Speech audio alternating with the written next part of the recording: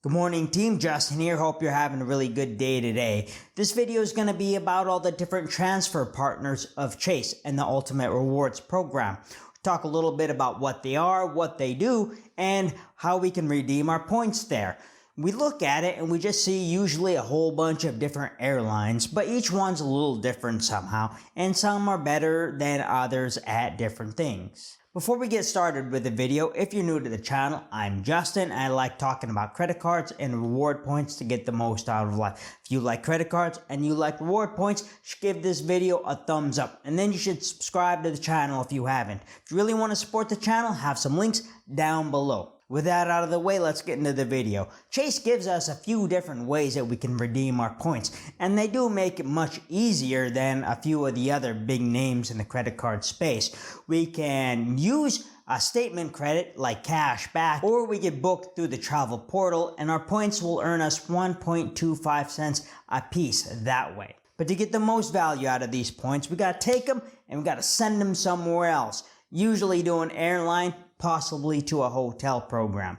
To do that, we're going to have to sign up for that hotel program or that airline program. So we get a little account number, and then we have to transfer our points from our Ultimate Rewards portal over to there. And then we'll be able to get good redemptions or better redemptions and do a lot of cool things with these points. We could do some basic things like just fly ticket from here to there, but we could also do some really cool things like fly business and first class. First class can be $7,000, $8,000, $9,000, $10,000, and using Ultimate Reward points is a way that gives us the ability to do that kind of thing without spending, a fortune on just a short little experience. So first off, when we transfer out to the partners, we'll have to go through into our Ultimate Rewards portal, and I'll show you here. When we're in our Ultimate Rewards dashboard, we got to go down to the sidebar and scroll down to Transfer to Partners. Then we have a big list of all the different airlines and hotels that we can transfer to. So if we want to transfer, like here we have two saved ones that I have here, so I can just click on British Airways, click transfer, and then type in how many points I want to transfer to British Airways, and simple as that. They do transfer 1-to-1, and they need to be in increments of 1,000 points. And if you wanted to do something for the first time, click in just transfer points, and then select recipient, me, and then type in like my ID number and connect the two accounts that way, and then I'll be able to transfer over to Singapore or whoever else I want to transfer to. One important thing to remember is that once we take our Ultimate Rewards and transfer them over to an airline or hotel, there's no getting those points back. You cannot get them back from your Emirates or your British Airways or United Airlines. You can't get those back over into your Ultimate Rewards. Once they're gone, and they're over in that program for good. So be careful when transferring your points over and make sure it's something that you really want to do. Now, Chase has 11 airline partners and 3 hotels. Go ahead, start off with the airlines first. Air France-KLM is a merged airline with half of it being based out of France and the other based out of Amsterdam. They merged recently, now they're part of the same airline now. And they're part of the SkyTeam Alliance. They do have a dynamic award chart, but they do have a points calculator that you can use to help determine how many points are required to go from point A to point B. So if we want to fly from JFK to Amsterdam, starting in economy, it's going to cost us about 22,000 points, and then goes up to business, 57,000 points, and first class, 220,000 points. That's pretty expensive. Next up is Aer Lingus, and this is an airline out of Ireland. And it is under the same parent company as British Airways and Iberia, and they all use the same Avios miles. And you're able to transfer your Avios miles in between these three airlines interchangeably, but they are different and they have different strengths and weaknesses. Like if you wanted to fly to Ireland from the United States, Aer Lingus would be the way to go. So flying from the East Coast to Ireland, economy off-peak could be as low as 13,000 points, and peak time would be 20,000 points, but then business, we got 50,000 and 60,000 points to Ireland. Next up is Air Canada with their Aeroplan program. This is a really good program that allows open jaws and stopovers, so you have a lot of flexibility in redeeming award travel. Aeroplan uses a mileage-based travel chart that's separated into zones. Here's a map of the zones. We have like North America, Atlantic region, Pacific, and South America.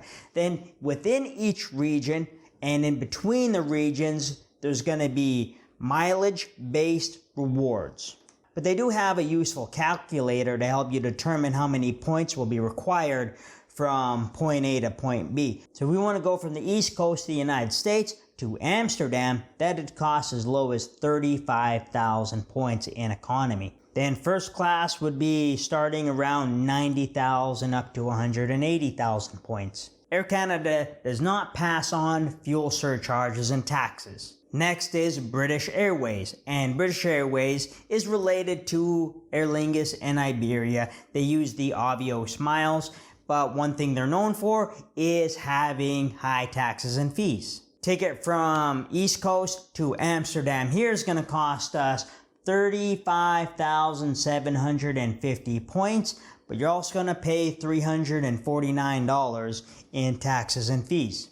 Moving on to Emirates and its Skywards program, this probably has the most famous first class in all the airline industry, with the shower and the bar on the plane. Really quite amazing, and one of those once-in-a-lifetime things that you could do. If we wanted to take one of these first class tickets from LA to Dubai, it would cost about 155,000 points, plus $836 in taxes and fees. $800 in fees is a lot, but this really is one of those once-in-a-lifetime kind of trips. And if you wanted to pay cash, this ticket would cost about $15,000.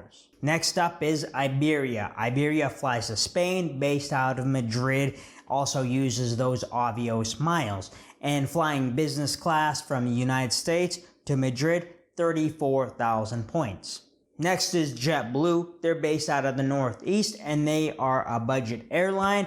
JetBlue pegs its points to about 1.5 cents per piece. So the higher the price, the ticket, the more points it's going to cost. NerdWallet values them about 1.5 cents. The points guy values these points at about 1.6 cents. They do have good award seat availability, where any ticket that is available to be bought with money is available to be booked with points. Next up is Singapore Airlines and their KrisFlyer program.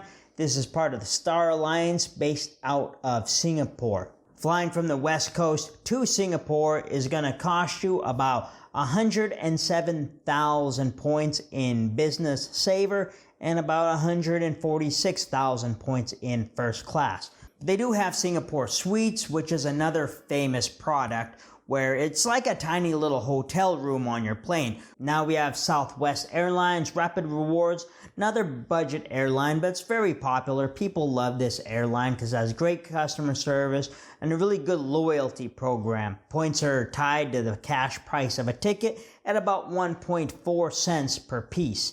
They have really good availability, and they're kind of famous for being able to get you to Hawaii with a little bit of points. Flying out to Hawaii from the West Coast will cost about 15,000 points plus $5.60 in taxes and fees. Moving on to United and their Mileage Plus program, this has good award availability, and it's pretty easy to find Saver award availability, bit tougher on the business and first class, and those can be a little more expensive in points. Flying from the East Coast to Europe is going to cost 30,000 points with the Saver award, while West Coast to Asia is going to be about 40,000 points. There's no taxes and fees, only about $5.60. but it will be harder to find business and first class Saver Award availability. Now we have Virgin Atlantic. This is based out of London and has those cool red planes. They have economy, premium, and upper class. They do have an award chart and the prices are fixed, but they do break it up into standard season and peak season.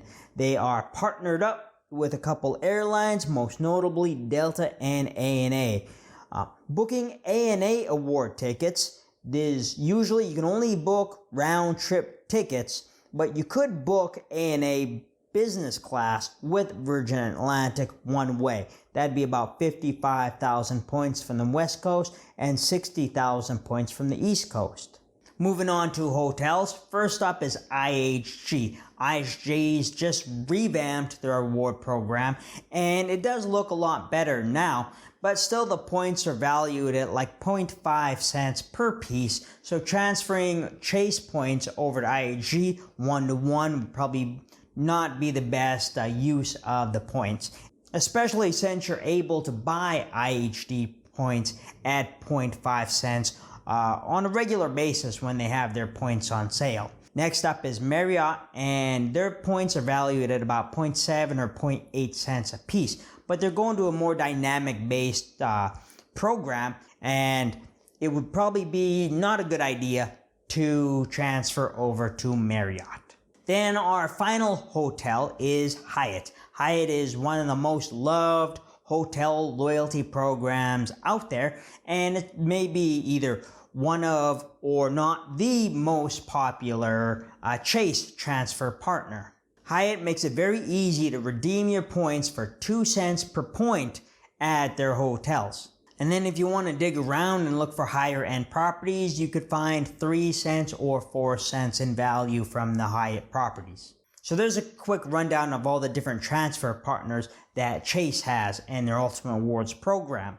Partners like Hyatt, Southwest, those are some of the favorites that people have. I think this is more of a beginner-friendly transfer program since you do have the names like United and Southwest and Hyatt. So I hope you learned something. Hope you got some value out of this video. If you did, really appreciate a thumbs up. Go ahead and subscribe to the channel. I'd really appreciate that a lot too. Then I want you to go have a good day, all right? Justin out.